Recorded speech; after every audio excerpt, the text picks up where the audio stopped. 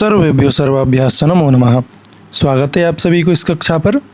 तो इस कक्षा में हम संस्कृत CUET UG के लिए जो सिलेबस में अलंकार लगा हुआ है तो उसके बारे में चर्चा करने वाले हैं। ठीक है, परीक्षा के अनुसार परीक्षा में जिस प्रकार से प्रश्न बन रहे हैं उस प्रकार से हम यहाँ पर चर्चा करेंगे। ठीक है, ज़्यादातर लक्षण में आप सबको फोकस करना चाहिए क्योंकि लक्षण से और उदाहरण से प्रश्न पूछा जा रहा है, तो उसी प्रकार के प्रश्न बनेंगे।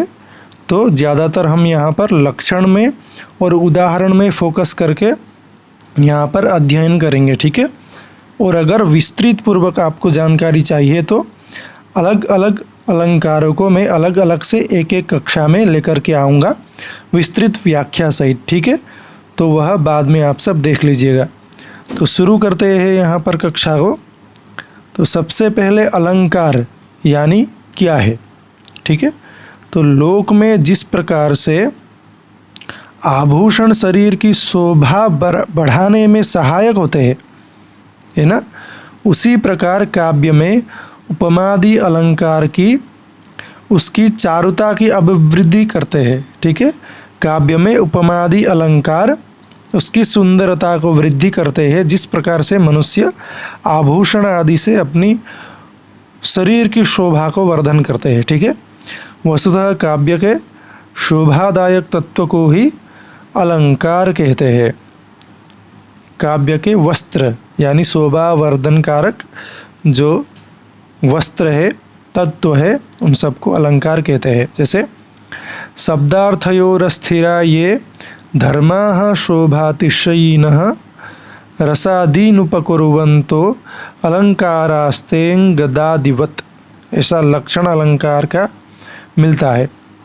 तो अर्थ क्या हुआ, शब्द तथा अर्थ को काव्य का शरीर कहा गया है, अतः काव्य शरीर का अलंकरण भी शब्द तथा अर्थ दोनों रूपों में ही होता है।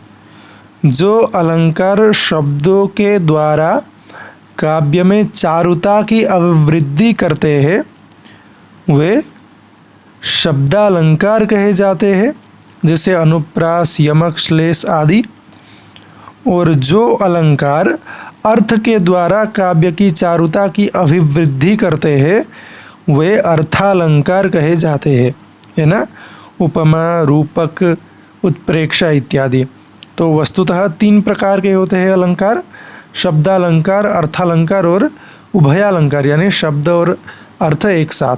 ठीक है, तो इन 2 प्रकार के अलंकारों को वहाँ पर कुछ अलंकार वर्णन किए गए। ठीक है, तो देखिए सबसे पहले आप सबको सिलेबस में पढ़ना है कौन सा, अनुप्रास अलंकार, है ना। तो अनुप्रास है एक शब्दालंकार, तो उसका लक्षण कैसे मिलता है, वर्ण साम्यम अनुप्रासः काव्य प्रकाश में मिलता है, जो कि मम्मट की कृति है ना। वर्ण साम्यम अनुप्रासः, समान वर्णों की आवृत्ति को अनुप्रास अलंकार कहते हैं, समान एक जैसे वर्ण की आवृत्ति को, है ना। तो उदाहरण यहाँ पर दिया गया रामायण का एक श्लोक है, वहन्ति वर्षन्ति नदन्ति भान्ति ध्यायन्ति नृत्यन्ति समाश्वसन्ति नद्यो घनामत्तगजा वनान्ताः प्रिया विहीनाः शिहिनः प्लवंगाः, ऐसा रामायण का श्लोक। यहाँ पर देखिए इस श्लोक में आए हुए वहन्ति, वर्षन्ति, नदन्ति, भान्ति, ध्यायन्ति, नृत्यन्ति तथा समाश्वसन्ति, इन शब्दों में अनेक वर्णों की समान आवृत्ति है, एक ही तरह की आवृत्ति है जो श्लोक की चारुता की अभिवृद्धि में सहायक है। ठीक है, अतः इसे अनुप्रास अलंकार कहा जाता है। तो अगला है यमक अलंकार।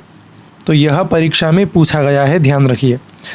सत्यर्थे पृथगर्थायाः स्वरव्यंजन संहतेः क्रमेण तेनैवावृत्तिर्यमकं विनिगद्यते, साहित्य दर्पण का लक्षण है। तो जब वर्ण समूह की उसी क्रम से पुनरावृत्ति की जाए किंतु आवृत्त वर्ण समुदाय या तो भिन्नार्थक हो या अंशतः अथवा पूर्णतः निरर्थक हो तो उसे यमक अलंकार कहा जाता है ना। तो उदाहरण देखिए, प्रकृत्या हिमकोशाढ्यो दूर सूर्यश्च सांप्रतम यथार्थ नामासु वक्तव्यम हिमवान हिमवान गिरिहि, है ना। तो इस श्लोक में देखिए कैसे यमक हुआ है। इस श्लोक में हिमवान शब्द की आवृत्ति हुई है और दोनों पद भिन्नार्थक है। समान पद की आवृत्ति हुई है लेकिन दोनों पद का अर्थ भिन्न है। यहाँ पर प्रयुक्त अलंकार यमक है जो श्लोक के सौंदर्य की अभिवृद्धि में सहायक है।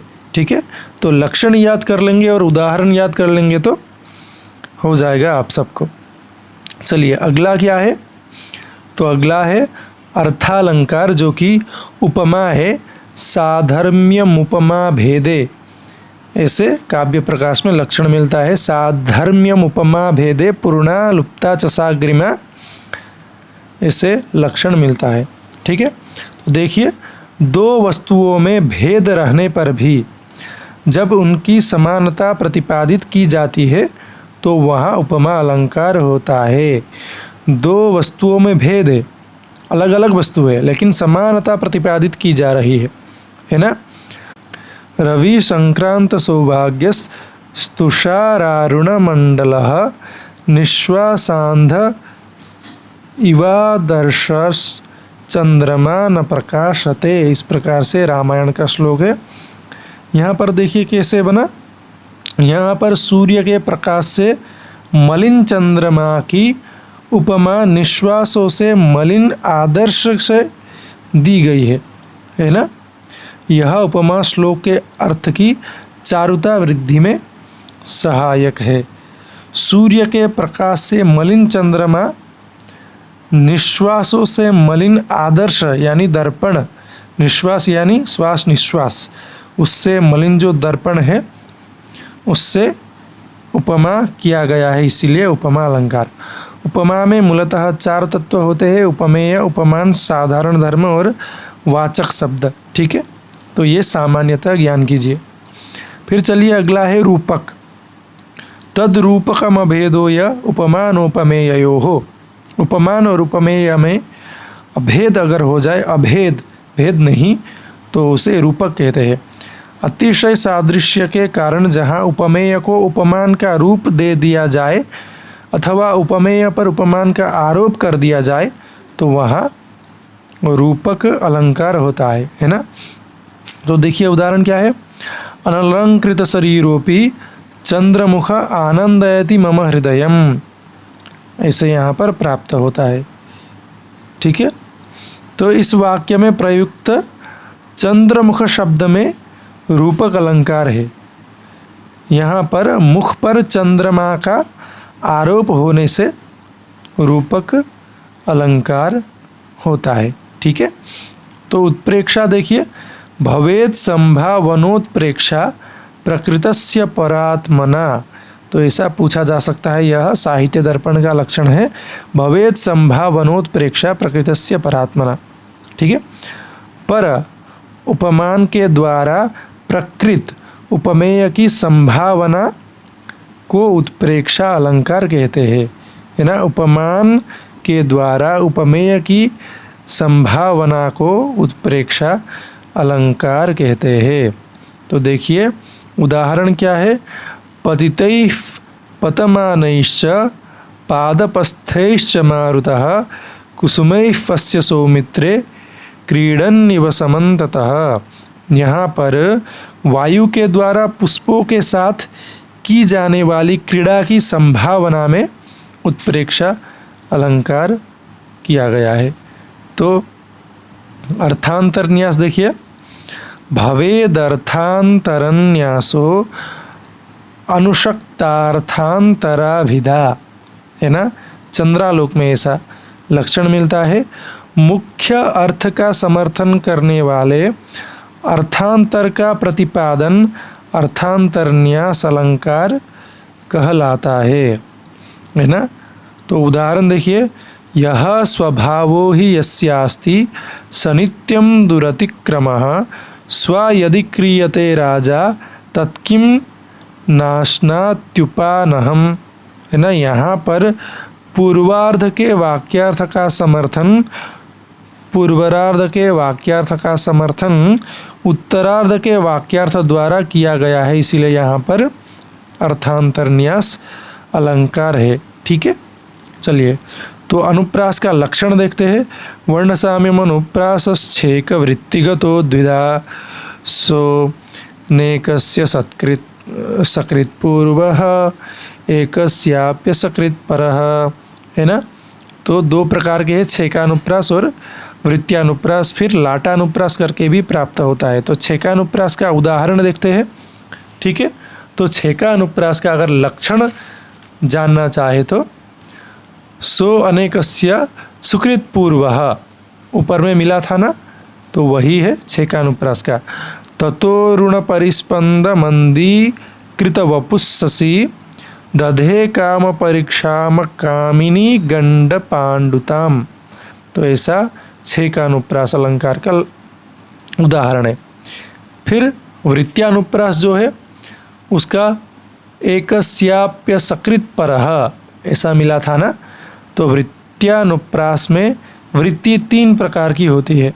ठीक है, तो वह सामान्यतः आप सबको जानना चाहिए। चलिए, तो अगला है लाटानुप्रास, जिसका लक्षण इस प्रकार से है कुछ। शाब्दस्तु लाटानुप्रासो भेदे तात्पर्य मात्रतः, ऐसा लक्षण लाटानुप्रास का मिलता है। ठीक है, तो चलिए फिर से यमक का काव्य प्रकाश में कैसा लक्षण है वह देखते हैं कि अर्थे सत्यर्थ भिन्नानाम वर्णानाम सा पुनः श्रुति यमकम पाद तद्भाग वृत्ति तद्यात्यनेकताम। तो यमक के मुख्य 2 भेद पाद वृत्ति और पादांश वृत्ति ऐसा प्राप्त होता है। तो श्लेष देखिए, श्लेष अलंकार के बारे में। तो वाच्य भेदेन भिन्ना यद युगपद भाषण स्पृशः श्लिष्यन्ति शब्दा श्लेषोषा वक्षरादिविरष्टधा, है ना। तो ऐसा लक्षण श्लेष का मिलता है। तो 8 प्रकार के श्लेष है। श्लेषः असौ अक्षरादिभिः अष्टधा, ऐसा यहाँ पर मिला ना। वर्णश्लेष, पदश्लेष, लिंगश्लेष, भाषाश्लेष, प्रकृतिश्लेष, प्रत्ययश्लेष, विभक्तिश्लेष, वचनश्लेष। तो मूलतः अगर आप लक्षण याद कर लेंगे तो काम चल जाएगा। तो अगला है उपमा अलंकार, जिसको हमने देख लिया था। मैंने यहाँ पर 2 भेद यहाँ पर दिया है, पूर्णोपमा लुप्तोपमा। पूर्णोपमा के 6 प्रकार, लुप्तोपमा के 19 प्रकार, है ना। तो आप सब यह चार्ट देख लीजिए एक बार। ठीक है, चलिए तो अगला है साधर्म्यमुपमा भेदे पूर्णा लुप्ता च साग्रिमा श्रुत्यार्थी च भवेद वाक्ये समासे तद्धिते तथा। ऐसे उपमा का लक्षण प्राप्त होता है। ठीक है, चलिए तो अगला है रूपक अलंकार। तद्रूपकम भेदो य उपमानोपमेयोः।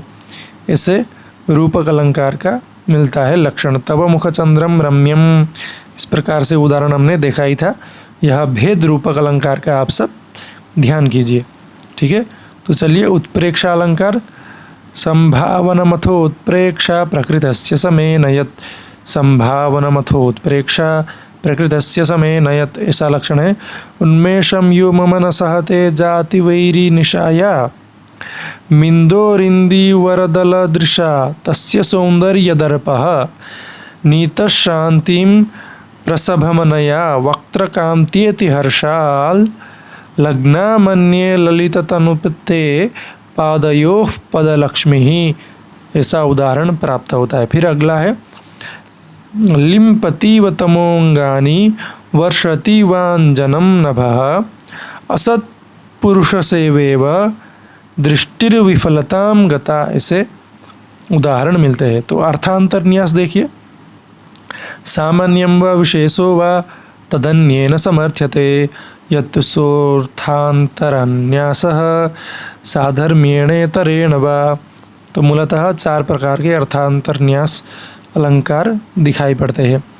ठीक है, तो देखिए लक्षण फिर से, सामान्यं व विशेषो वा तदन्येन समर्थ्यते यत्तु सोऽर्थान्तरन्यासः साधर्म्येणेतरेण वा। ठीक है, तो यह कक्षा यहीं पर समाप्त करते हैं।